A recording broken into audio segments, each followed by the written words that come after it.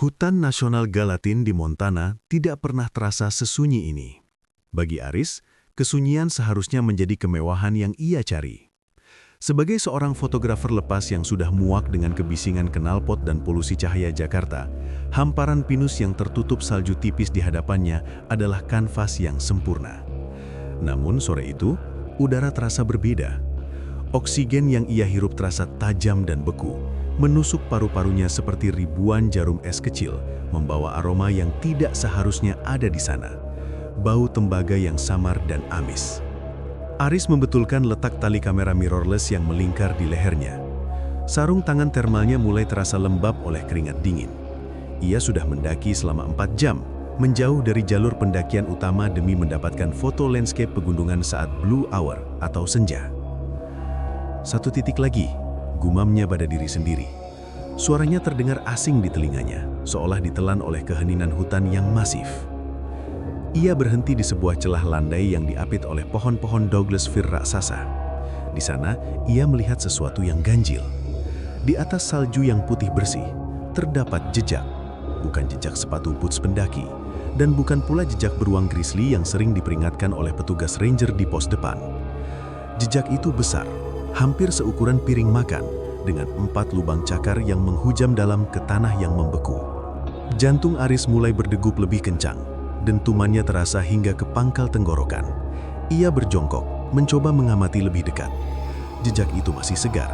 Salju di pinggirannya belum sempat membeku kembali. Dan yang lebih mengerikan, jarak antar jejak itu menunjukkan bahwa makhluk yang meninggalkannya memiliki langkah yang sangat lebar.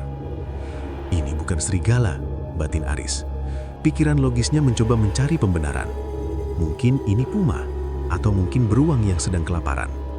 Namun, insting dasarnya berteriak lain. Insting yang selama ini terkubur di bawah beton Jakarta tiba-tiba terbangun, mengirimkan sinyal bahaya ke seluruh sarafnya. Bulu kuduk di tengkuknya berdiri. Perasaan bahwa ia sedang diawasi menjadi begitu nyata, begitu berat. Seolah-olah ada sepasang mata yang sedang menimbang-nimbang berat badan Aris dari balik kegelapan dahan-dahan pinus.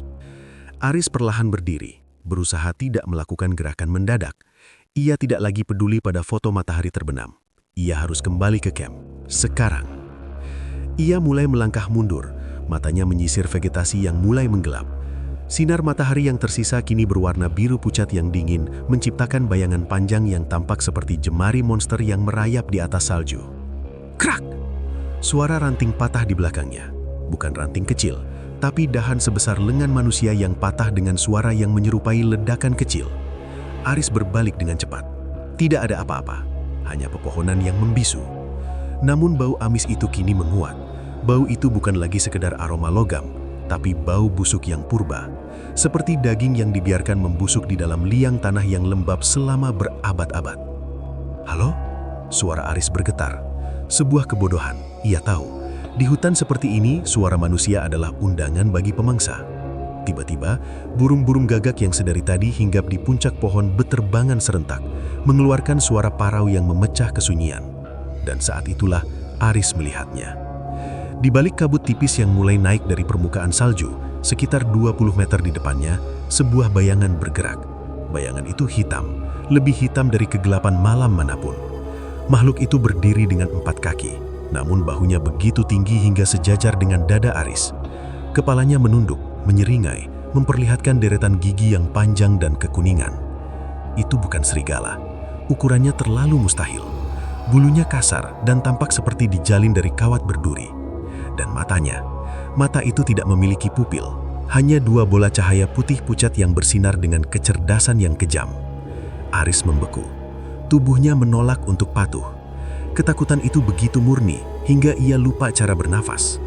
Makhluk itu mengeluarkan suara, bukan geraman serigala, melainkan suara getaran rendah yang membuat tulang rusuk Aris bergetar. Suara itu terdengar seperti 2 batu besar yang saling bergesekan. Ia tidak menerjang seketika. Ia bergerak perlahan, memutari Aris seolah-olah sedang menikmati aroma ketakutan yang menguar dari tubuh pemuda itu. "Tolong!" bisik Aris. Suaranya hilang ditelan angin malam yang mulai bertiup kencang. Dalam satu kedipan mata, makhluk itu hilang dari pandangan. Gerakannya terlalu cepat untuk ditangkap mata manusia.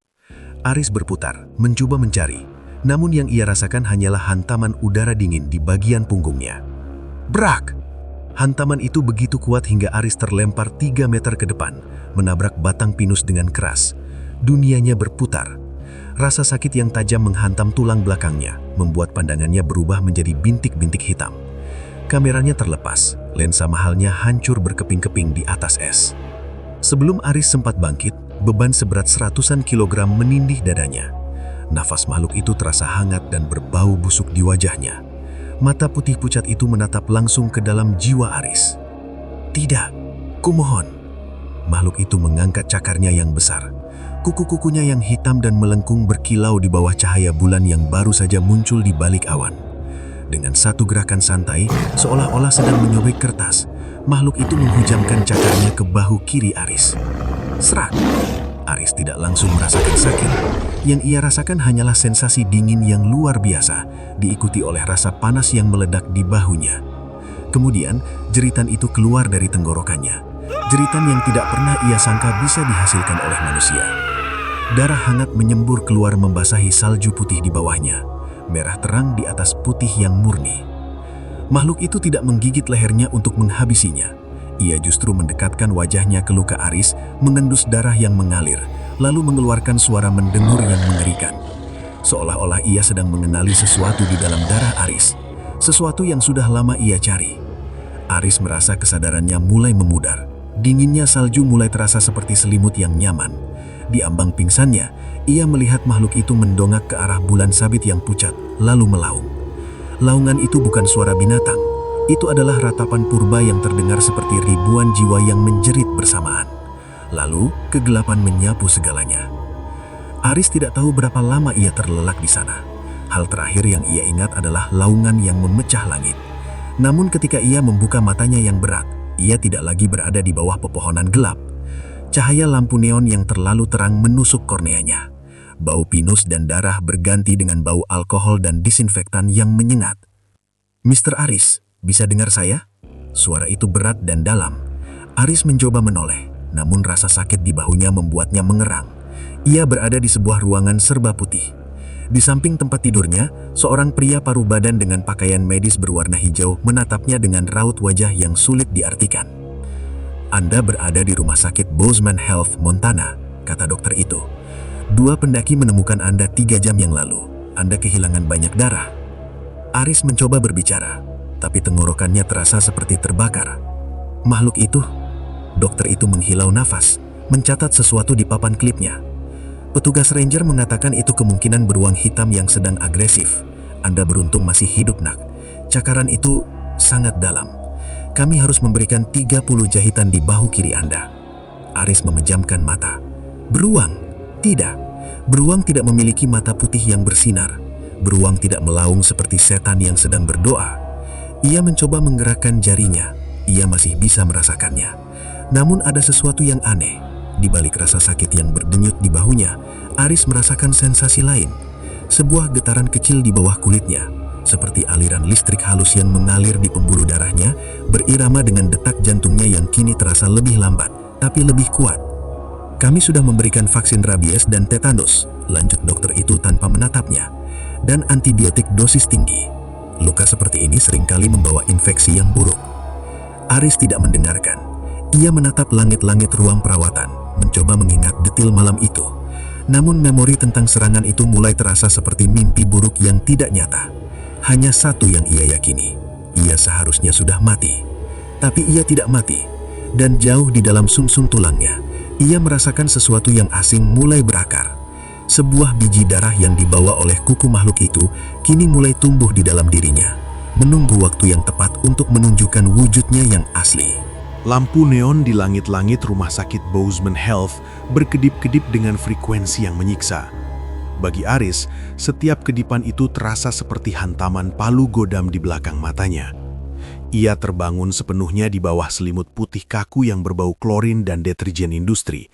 Rasa sakit di bahu kirinya kini bukan lagi rasa perih tajam seperti saat cakar itu pertama kali merobek kulitnya, melainkan sebuah denyutan berat, panas, dan ritmis, seolah-olah ada jantung kedua yang tumbuh di dalam otot bahunya.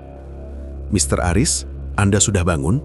Suara itu datang dari Dr. Miller, Pria yang sebelumnya menangani Aris saat ia pertama kali dilarikan ke UGD. Dokter itu berdiri di ujung tempat tidur, memegang papan klip dan menatap layar monitor jantung dengan dahi yang berkerut dalam. Di sampingnya, seorang perawat muda bernama Sarah tampak sedang menyiapkan nampan berisi peralatan ganti perban. "Berapa lama saya di sini?" Suara Aris parau. Tenggorokannya terasa seperti telah menelan pasir. "Hampir 12 jam sejak operasi penutupan luka," jawab Miller. Ia mendekat.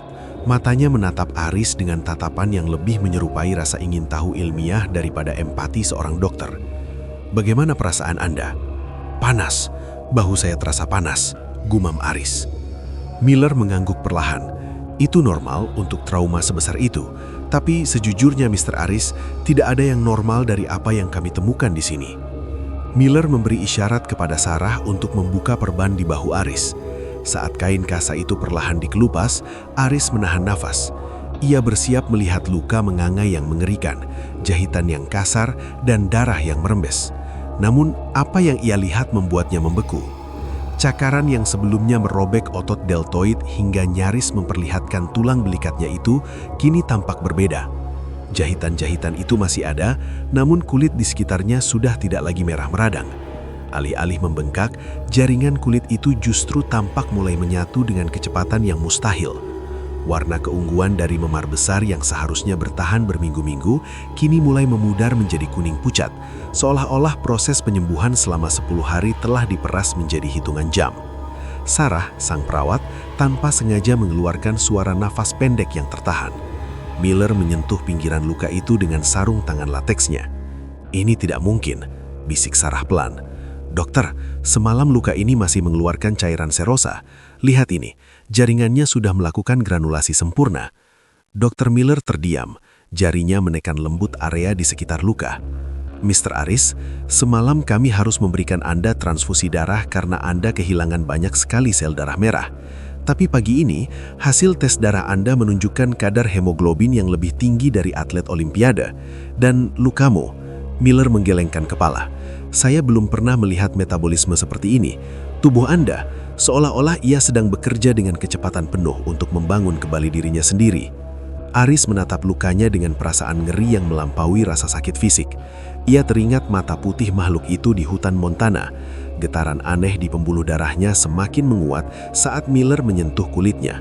Aris merasa tubuhnya bukan lagi miliknya. Ada sesuatu yang asing, sebuah mesin biologis purba yang sedang merombak sel-selnya dari dalam. "Apa saya bisa pulang?"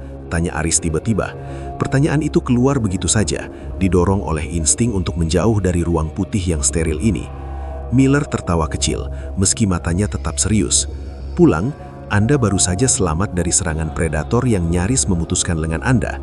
Secara protokol, kami harus mengobservasi Anda setidaknya selama 1 minggu. Kami juga perlu mengambil sampel jaringan tambahan. Kasus Anda unik. Saya ingin berkonsultasi dengan ahli patologi di Universitas Washington." Aris menggelengkan kepalanya dengan tegas. "Saya tidak punya waktu, dan saya tidak punya uang." Disinilah kengerian lain muncul, kengerian manusiawi yang lebih nyata daripada monster di hutan. Aris adalah seorang turis dengan asuransi perjalanan kelas bawah. Ia tahu betul bagaimana sistem kesehatan di Amerika Serikat bekerja.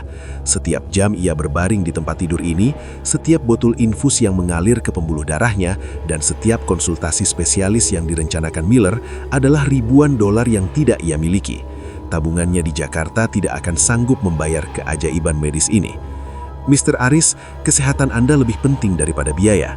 "Bukan bagi saya," potong Aris dengan nada tajam yang mengejutkan dirinya sendiri. Ada getaran kemarahan yang tidak wajar dalam suaranya, sebuah geraman rendah yang hampir tidak terdengar. "Anda tanda tangani surat kepulangan saya akan bertanggung jawab penuh." Perdebatan itu berlangsung alot selama berjam-jam. Aris bersikap keras kepala, menolak segala bentuk tes tambahan. Ketakutannya pada tagihan medis yang mencekik, yang sudah menyentuh angka belasan ribu dolar di monitor administrasi, mengalahkan rasa takutnya pada penyakit misterius yang ia derita. Sore harinya, setelah menandatangani tumpukan dokumen yang membebaskan pihak rumah sakit dari tanggung jawab hukum jika terjadi sesuatu padanya, Aris diizinkan pergi. Miller memberikan resep antibiotik dosis tinggi dan pereda rasa sakit yang kuat, meskipun ia melakukannya dengan wajah yang penuh keraguan. Mr. Aris, saat Aris sedang mengemasi tas ranselnya yang robek dengan satu tangan yang berfungsi, Miller memanggilnya. Jika terjadi sesuatu, jika Anda merasa demam atau ada perubahan perilaku, pergilah ke rumah sakit di negara Anda. Beritahu mereka tentang metabolisme ini. Aris hanya mengangguk tanpa menatap dokter itu. Ia memakai jaket tebalnya, menutupi bahunya yang berdenyut panas. Saat ia berjalan keluar melalui pintu kaca otomatis menuju udara dingin Montana yang menusuk tulang, ia melihat bayangannya di kaca. Ia tampak pucat, matanya tampak lebih cekung, namun ada sesuatu yang berbeda pada cara ia berdiri. Bahunya lebih tegak, langkah kakinya terasa lebih ringan, seolah-olah gravitasi bumi tidak lagi memiliki kuasa penuh atas dirinya. Ia segera memesan taksi menuju bandara. Di dalam taksi, ia terus menatap telapak tangannya. Naku-nakunya tampak lebih panjang dan tajam, meskipun ia baru saja memotongnya 3 hari lalu. Aku hanya butuh pulang, pikirnya berulang-ulang seperti mantra. Jakarta, rumah, di sana semuanya akan baik-baik saja. Namun, saat taksi itu melaju melewati pinggiran hutan Galatin menunggu bandara Bozeman, Aris tidak bisa melepaskan perasaan bahwa sesuatu sedang menunggunya.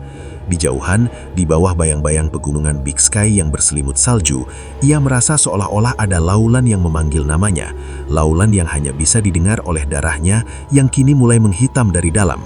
Aris memejamkan mata, mencoba tidur, namun yang ia lihat di balik kelopak matanya hanyalah bulan yang mulai membulat di langit Amerika, bersiap untuk mengikutinya menyeberangi Oceanus menuju rumah yang tak lagi aman bagi manusia sepertinya.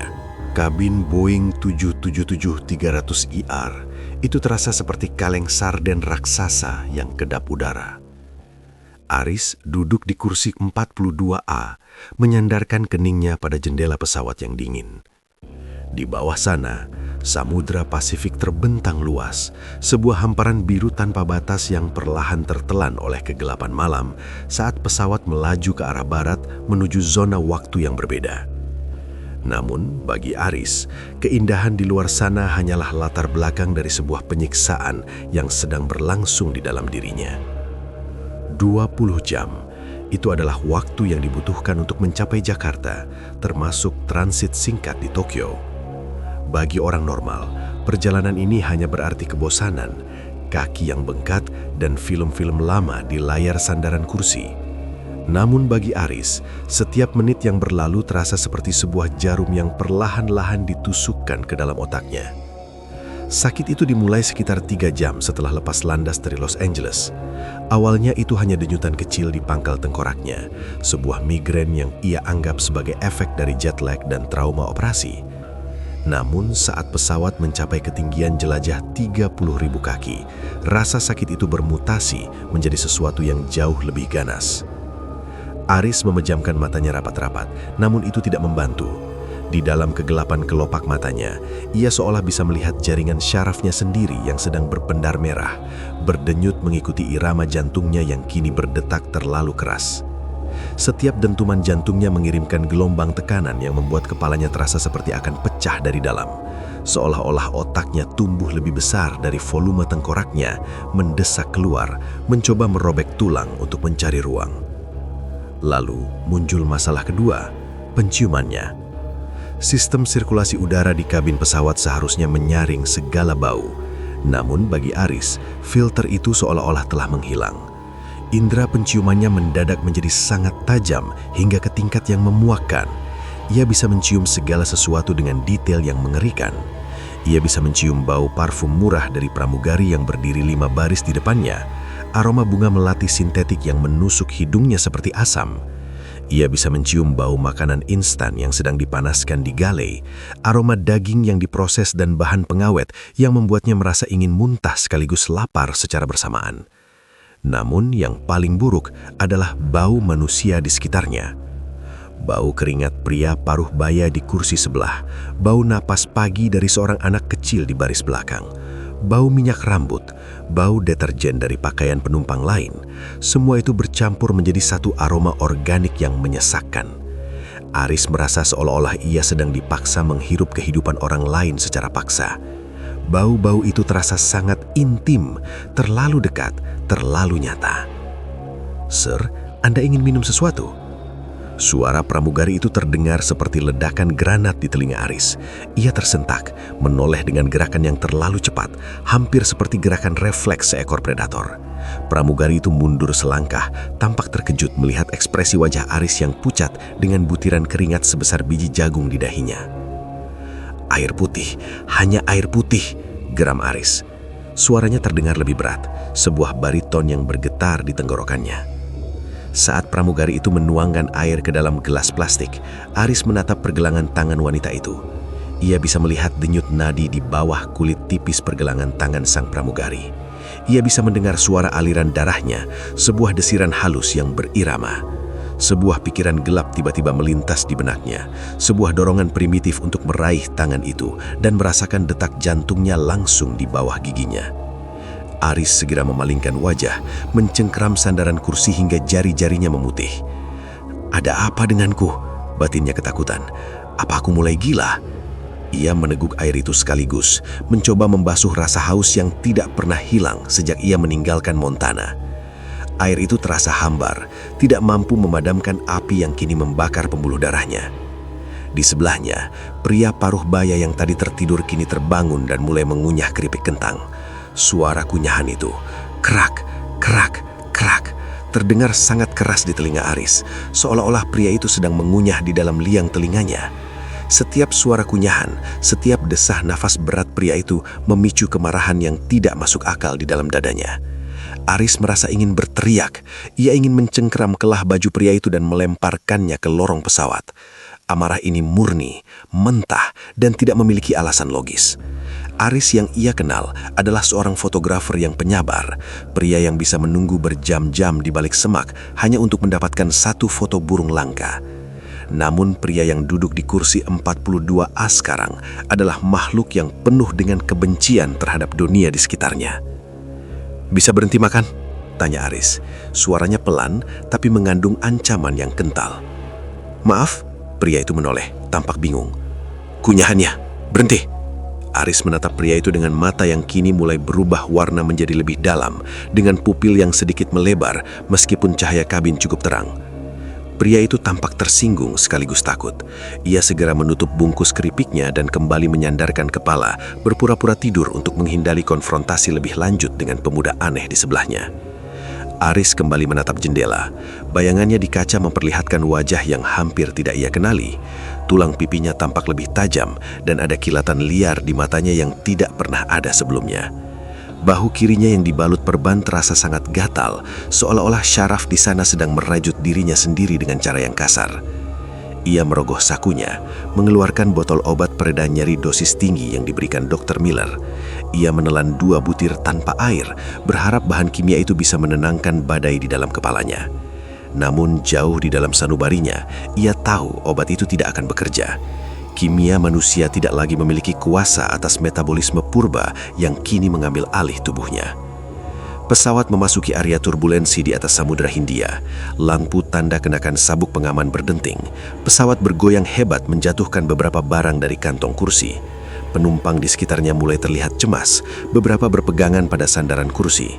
Dalam keguncangan itu, Aris merasa sebuah sensasi aneh. Atasnya takut akan kecelakaan pesawat, ia merasa hidup. Adrenalinnya melonjak, setiap guncangan pesawat seolah memberinya energi. Ia ingin keluar dari kaleng logam ini, ia ingin berlari, melompat dan meraung di bawah langit yang terbuka. Di tengah keguncangan itu, ia menatap ke arah luar jendela lagi. Di balik kegelapan awan badai, ia bisa melihat pantulan bulan yang mulai membulat persempurna. Bulan itu seolah-olah sedang mengintipnya dari balik tabir langit, memberinya tanda bahwa transformasinya belum selesai, bahwa apa yang ia rasakan sekarang hanyalah awal dari sebuah penghidupan kembali yang menyakitkan. 12 jam lagi, Aris menghitung dalam hati. Tolong, biarkan aku sampai di Jakarta sebelum kepalaku benar-benar pecah. Ia menekan dahinya pada jendela dingin, mencoba menyerap suhu rendah dari luar sana untuk mendinginkan otaknya yang mendidih. Di dalam kabin yang pengap itu, di tengah ratusan manusia yang tidak menyadari kehadiran predator di antara mereka, Aris menutup mata dan mulai menghitung setiap detak jantung penumpang di sekitarnya. Sebuah simfoni kehidupan yang sebentar lagi akan menjadi musik perburuan bagi monster yang sedang tumbuh di dalam dirinya. Saat roda pesawat akhirnya menyentuh landasan pacu Bandara Soekarno-Hatta dalam cuaca subuh yang lembab, Aris tidak merasakan kelegaan. Ia justru merasakan ketakutan yang lebih besar. Ia pulang membawa sesuatu yang asing, yang tidak seharusnya menginjakkan kaki di tanah airnya. Dan saat pintu pesawat terbuka, aroma udara Jakarta yang panas, berdebu dan penuh polusi menghantam inderanya, memicu raungan sunyi di dalam dadanya yang semakin sulit untuk ia tahan. Aris berdiri, mengambil tasnya dengan gerakan yang kaku dan melangkah keluar menuju Garbarata. Ia pulang, namun ia tahu rumah tidak akan pernah lagi terasa seperti rumah.